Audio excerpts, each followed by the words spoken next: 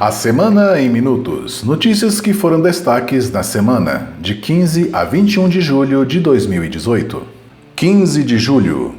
Propaganda do mandato, passagens aéreas, aluguel de escritório, de carro e de avião, combustíveis e até telefone. Essas são apenas algumas das despesas de deputados e senadores que o contribuinte paga todo mês, além de salário e moradia, entre outros benefícios. É a chamada Cota para o Exercício da Atividade Parlamentar, a CEAP, também conhecida como cotão. Desde o início da legislatura, em fevereiro de 2015, até o último dia 30 de junho, a Câmara e o Senado já gastaram 824,3 milhões de reais com o pagamento dessas despesas. Desse total, 258,5 milhões foram despendidos apenas com passagens aéreas. Os 565,8 milhões restantes foram repassados aos parlamentares mediante a apresentação de nota fiscal ou recibo. Apenas com essa maldita verba indenizatória, seria possível pagar o salário base a quase 30 mil professores por um ano, ou manter 23 mil crianças nas escolas pelo mesmo período. 16 de julho. Prefeito do Rio de Janeiro, Marcelo Crivella, teve bens bloqueados até o valor de 3,15 milhões de reais devido a uma ação movida pelo Ministério Público Federal, que o acusa de improbidade administrativa. Crivella teria fechado um contrato no Ministério da Pesca e da Aquicultura, na época que exercia o cargo de ministro da pasta, com valor acima do mercado. De acordo com o processo, o sobrepreço teria sido de R$ 411 mil. Mas além do bloqueio, Crivella está impedido de defender interesses pessoais ou de grupos religiosos, sob pena de afastamento do mandato. Nos últimos vídeos da série eu venho falando do Crivella, até mesmo um vídeo em Quem Não Devo Votar em 2018 também já fiz, citando o nobre político em questão. Parece perseguição, mas garanto que não é.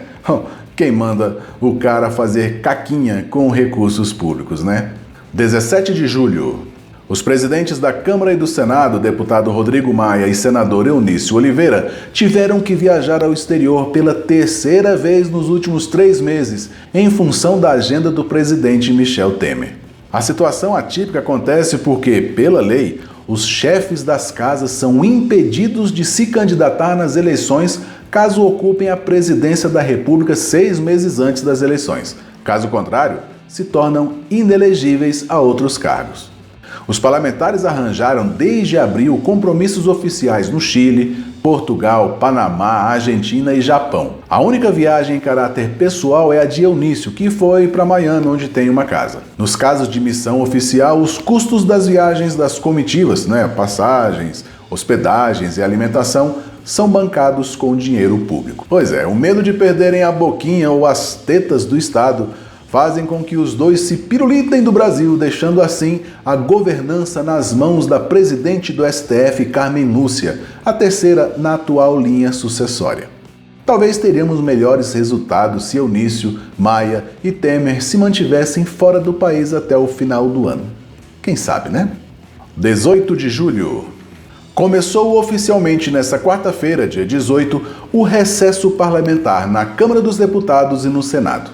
Até o dia 31 de julho não ocorrem reuniões nas comissões e votações nos plenários das duas casas. Neste período, 7 senadores e 16 deputados eleitos para a comissão representativa do Congresso exercerão atribuições de caráter urgente. Na lista de deputados que integram o colegiado estão os deputados Celso Jacob e João Rodrigues. Ambos foram condenados pela Justiça e continuam no exercício de seus mandatos, amparados por decisões judiciais.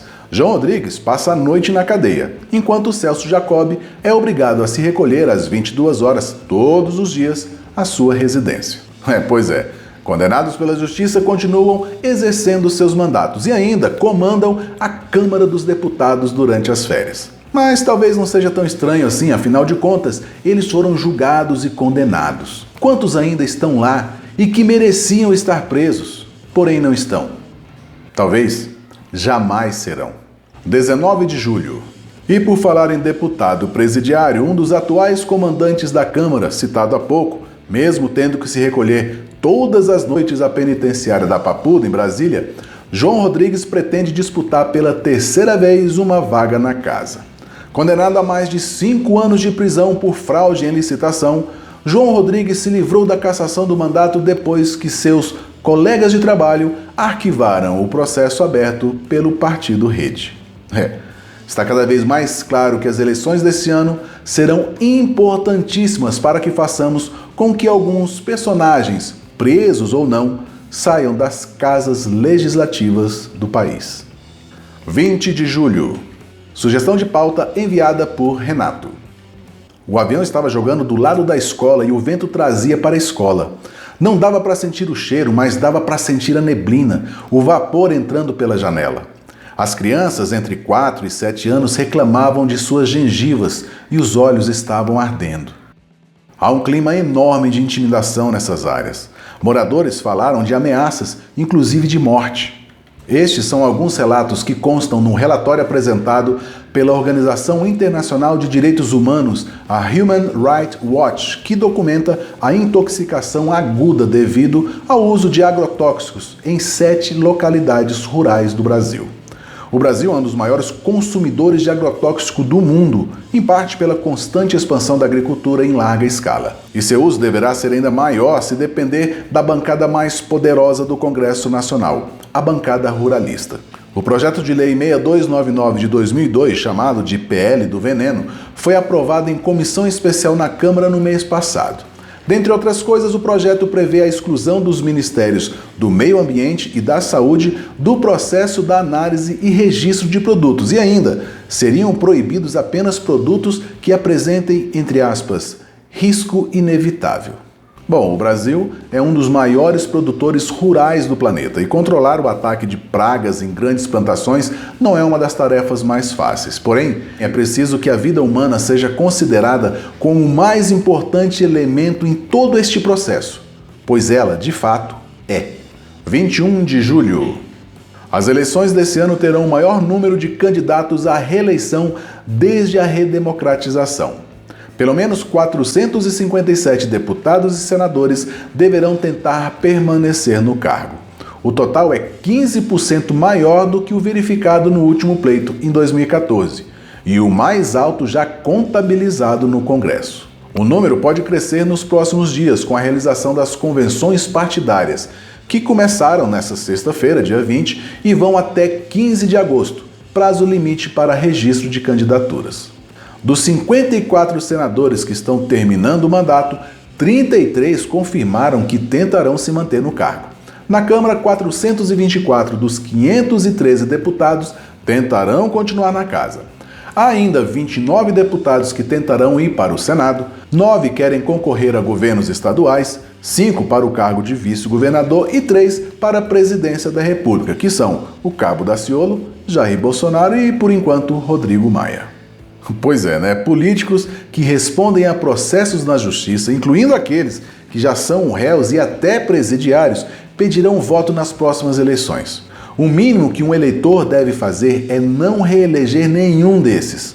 Renovar é o que precisamos ter em mente na hora de escolher em quem votaremos.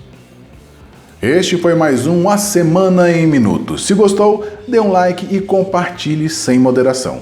Este gordo aqui agradece.